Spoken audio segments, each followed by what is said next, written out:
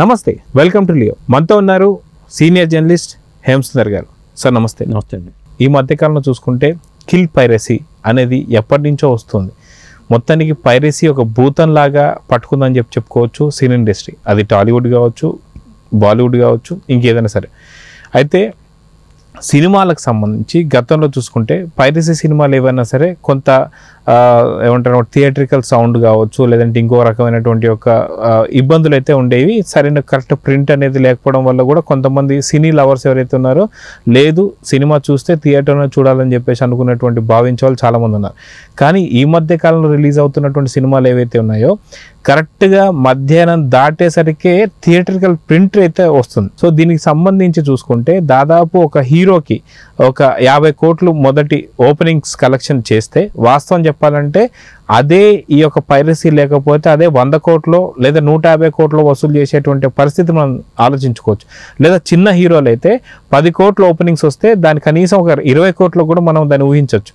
అయితే ఎందుకనంటే దాదాపు థియేటర్లో ఎలాంటి ప్రింట్ అయితే ఉంటుందో సేమ్ హెచ్డి ప్రింట్తో రిలీజ్ అవుతున్నటువంటి ఒక సందర్భాలు కూడా మనం చూస్తూ వస్తున్నాం. గతంలో మనం ఎక్కడి దాకా వెళ్ళాల్సిన అవసరం లేదు. హిట్ కావచ్చు, రెట్రో కావచ్చు, మొన్న మధ్య రిలీజ్ అయినటువంటి సినిమాలు కావచ్చు, కొన్ని సినిమాలు అయితే మరీ దారుణంగా గతంలో కూడా మనం చూసాం. అత్తారింటికి దారేది సినిమా ఏదైతే ఉందో అది ఒక 2 రోజులు ముందుగానే మనకి బయటకు వచ్చేసిన సందర్భాలు కూడా మనం చూస్తూ వస్తున్నాం. మొత్తానికి ఈ యొక్క కిల్ పైరసీ నిజంగా కిల్ అవుతుందా లేదా సినీ ఇండస్ట్రీని కిల్ చేయబోతుందా అంటే ఏమంటారు? ఓవరాల్గా సినిమా ఇండస్ట్రీని కిల్ చేయబోతుంది పైరసీ. ఎందుకంటే నిర్మాతల్లో కిల్ చేస్తుంది, ఫస్ట్ థియేటర్లను కిల్ చేస్తుంది. థియేటర్లకి జనం రాకపోవడానికి ప్రధాన కారణం ఈ పైరసీ. నేను ఇప్పుడే చూసా, ఒక ఫ్రెండ్ ఫోన్లో చూస్తుంటే, అంటే హెచ్డి ప్రింట్లో హిట్ 3 సినిమా, అది నిన్న రిలీజ్ అయిన సినిమా, అది హెచ్డి ప్రింట్లో చూసరికి నాకే ఆశ్చర్యం వేసింది. ఇంత క్వాలిటీ వీడియో ఎలా వస్తుంది, అసలు ఎలా చేస్తున్నారు ఇది అనిపించింది. అది ఒక విధంగా 19 కోట్లు వచ్చినాయి అంటున్నాను నేను net collections, hit first day collections పరంగా చూసుకుంటే. నాని సినిమా దసరా తర్వాత సెకండ్ దీంట్లో ఉంది బిగ్గెస్ట్ కలెక్షన్స్ పరంగా చూసుకుంటే. అలాంటి సినిమా ఇవాళ మొబైల్లో అందరూ చూసేస్తున్నారంటే ఒక విధంగా చెప్పాలంటే కక్కుర్తి గాళ్ళు అని చెప్పాలి వీళ్ళని. సినిమా డైలాగ్ ఉంది, హిట్ సినిమాలోనే కక్కుర్తి అనే డైలాగ్ ఉంది. 2-3 సందర్భాల్లో ఆ కక్కుర్తి అనే డైలాగ్ వాడారు. ఆ కక్కుర్తి అనే డైలాగ్ ఈ కక్కుర్తి గాళ్ళమే. చూసేవాళ్ళు కూడా కక్కుర్తి గాళ్ళు అని చెప్పాలి, చేసేవాళ్ళు అంతకన్నా బేవర్స్ బ్యాచ్ అని చెప్పుకోవాలి. ఒక ఇండస్ట్రీలో అది చాలా దారుణమైన ఇదండి.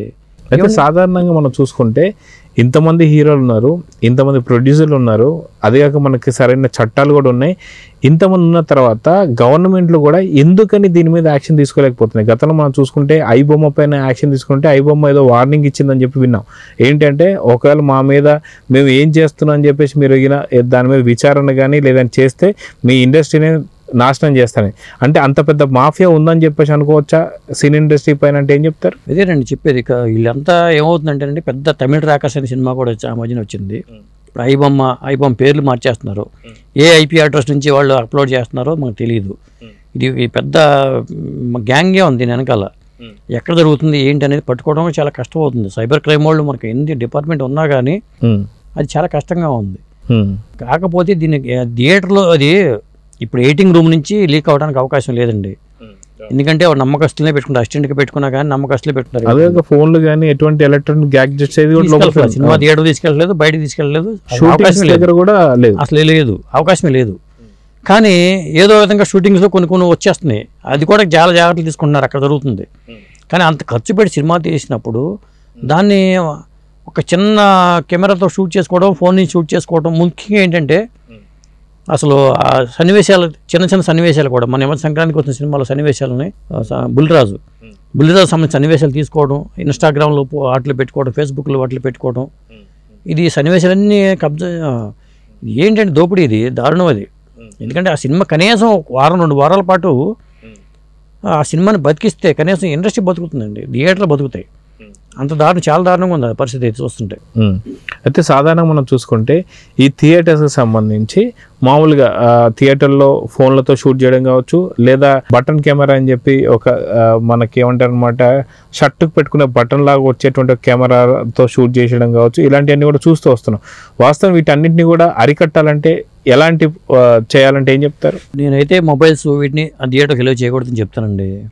కానీ మరి టికెట్లు ఆన్లైన్ టికెటింగ్ చూపించుకోవాలి, లేదా మన గూగుల్ పేలు ఇవన్నీ ఉంటాయి. వాడి టోకెన్ ఇచ్చినా మన ఫోన్ లేకపోతే మనకి క్షణం నడవదు. ఇంటర్వ్యూ స్నాక్స్ చేయాలన్నా ఫోన్ కంపల్సరీ కావాలి. అది అంతా కాకుండా ఏమైనా జామర్లు పెట్టుకుని వీటిని బ్లాక్ చేసే అవకాశం ఏమైనా ఉందా? వీడియోస్ కూడా రాకుండా తీయకుండా అసలు అక్కడ ఫోన్లు పనిచేయకూడదు. థియేటర్కి ఎంటర్ అవ్వగానే ఫోన్లు పనిచేయకూడదు, ఎలాంటి గాడ్జెట్స్ పనిచేయకూడదు, గాడ్జెట్స్ అసలు ఎలో చేయకూడదు. అలా చేస్తే ఏమైనా కంట్రోల్ అవుతుందా తెలియదు.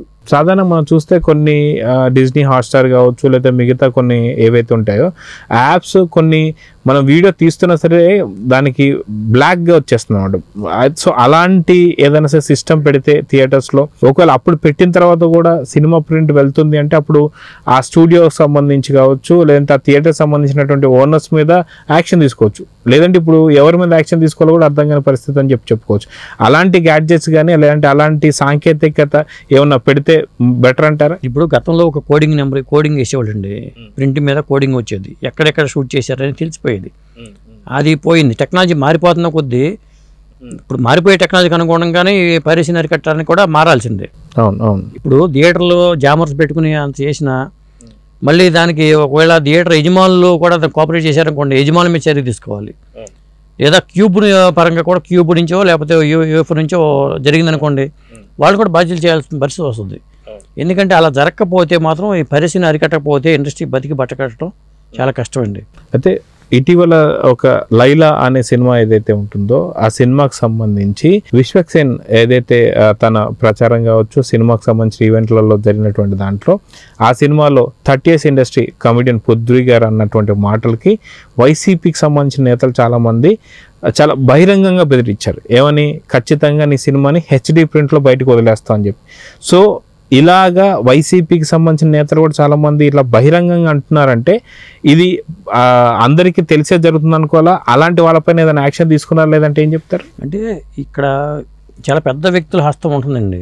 సినిమా రంగానికి సంబంధించిన ఇప్పుడు దొరబాబు లాగా సినిమాలు చేసుకుంటూ చేసేవాళ్ళు ఉంటారు, లేదా తెర వెనుక గోండాయుధం చేసుకుంటూ సంపాదించిన ఫైనాన్స్ వ్యవహారాల్లో కానీ లేకపోతే ఇతరత్ర సినిమాని కబ్జా చేయడంలో కానీ.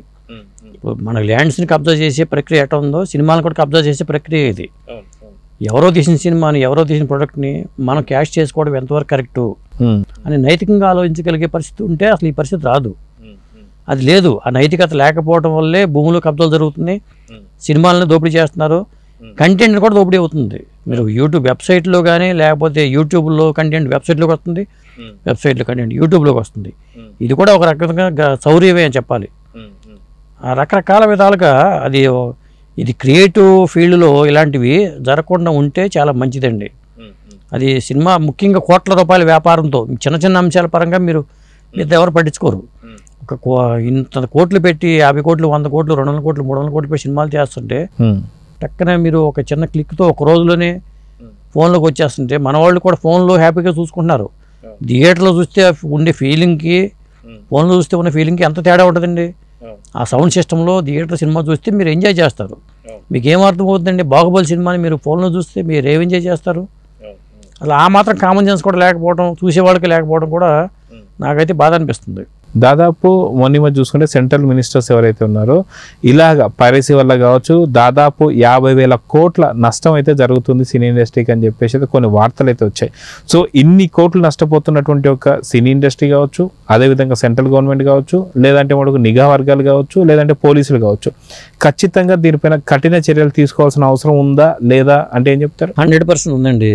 అసలు క్రాప్ హాలిడే పంటల పరంగా మనం క్రాప్ హాలిడే ప్రకటిస్తాం కదా, అసలు ఇండస్ట్రీ పరంగా హాలిడేలు పాటించాలి. హాలీవుడ్లో కూడా సినిమాలు తగ్గిపోయినాయి, మీకు బాలీవుడ్లో తగ్గిపోయినాయి, ఇక్కడ అన్ని రాష్ట్రాలు కూడా సినిమాలు తగ్గిపోతుంది. కొన్నాళ్ళ పాటు కరోనా టైంలో ఎట్లయితే ఒక స్తంభింప చేశారో అట్లా చేసుకుంటే అన్ని రకాల పరిస్థితులు సడ్డుమణుతాయి అనిపిస్తుంది. కర్నూలు సాగుకు రకరకాల కారణాలు అంటారు కదా. సినిమా బతకపోవడానికి కారణం ఏంటంటే సినిమాలు తగ్గిపోవడం, స్టార్ హీరోలు తగ్గించుకోవడం ఒకటి, భారీ రెమ్యునరేషన్లు ఒకటి, ఇట్లా చూసుకుని పైరసీ ఒకటి, మరి ఇన్ని రకాల సమస్యలు అండి. అది సో చూద్దాం సార్, అతి తొందరలో వీటిపైన పైరసీ పైన ఒక కఠిన చర్యలు తీసుకోవాలని అయితే కోరుకుందాం. నమస్తే. నమస్తే అండి.